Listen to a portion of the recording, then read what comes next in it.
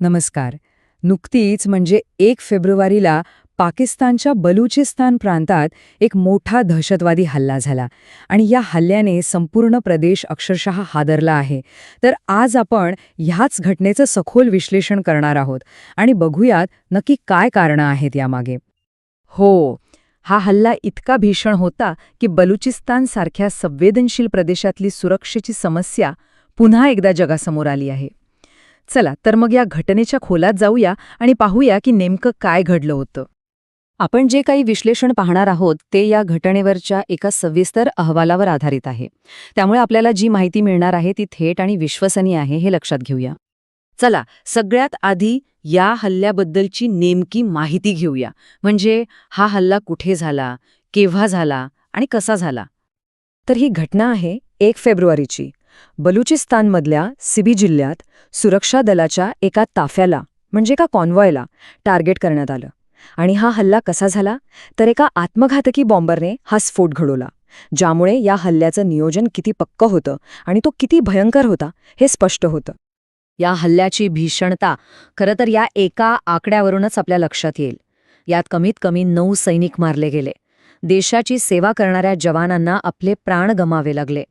आणि इतकंच नाही तर मृतांच्या आकड्यासोबतच 20 पेक्षा जास्त लोक जखमी झाले. यावरून या हल्ल्याची तीव्रता किती जास्त होती याचा अंदाज येतो. पण आता सगळ्यात मोठा प्रश्न, हा हल्ला केला कोणी? तर याची जबाबदारी तहरीक-ए-तालिबान पाकिस्तान म्हणजेच TTP या दहशतवादी संघटनेने स्वीकारली आहे. आणि TTPचं नाव समोर आल्यामुळे या प्रकरणाला एक वेगळंच अधिक गंभीर वळण लागलं आहे. आता आपण या हल्ल्यामागे नेमकी काय कारणं आहेत ते समजून घेऊया. कारण ही काही अचानक घडलेली घटना नाहीये. याच्यामागे एक मोठी आणि खूप गुंतागुंतीची पार्श्वभूमी आहे. ह्या हल्ल्यामागे प्रामुख्याने 3 घटक आहेत. पहिलं म्हणजे बलुचिस्तानमध्ये अनेक वर्षांपासून धुमसणारी अशांतता. दुसरं, तिथले बलूच राष्ट्रवादी गट, त्यांचा सरकारवर असा आरोप आहे की सरकार त्यांच्या नैसर्गिक साधनसंपत्तीचं शोषण करते. त्यामुळे लोकांमध्ये प्रचंड असंतोष आहे. आणि तिसरं महत्त्वाचं कारण म्हणजे TTP सारख्या संघटनांना याच परिस्थितीचा फायदा घेऊन त्या भागात आपली पकड मजबूत करायची आहे. इथे 2 वेगवेगळ्या गटांची उद्दिष्ट समजून घेणं खूप महत्त्वाचं आहे. बघा, एका बाजूला आहेत बलूच राष्ट्रवादी, जे प्रादेशिक स्वायत्ततेसाठी आणि त्यांच्या नैसर्गिक संसाधनांवर हक्कांसाठी लढतायत. तर दुसऱ्या बाजूला आहे TTP, जिचा उद्देश फक्त एकच आहे, पाकिस्तानी सरकारला अस्थिर करायचं आणि आपला प्रभाव वाढवायचा. ही 2 वेगवेगळी उद्दिष्टे जेव्हा या प्रदेशात एकत्र येतात तेव्हा परिस्थिती आणखीनच फोटक बनते. बरं, ह्या हल्ल्यानंतर मग काय झालं?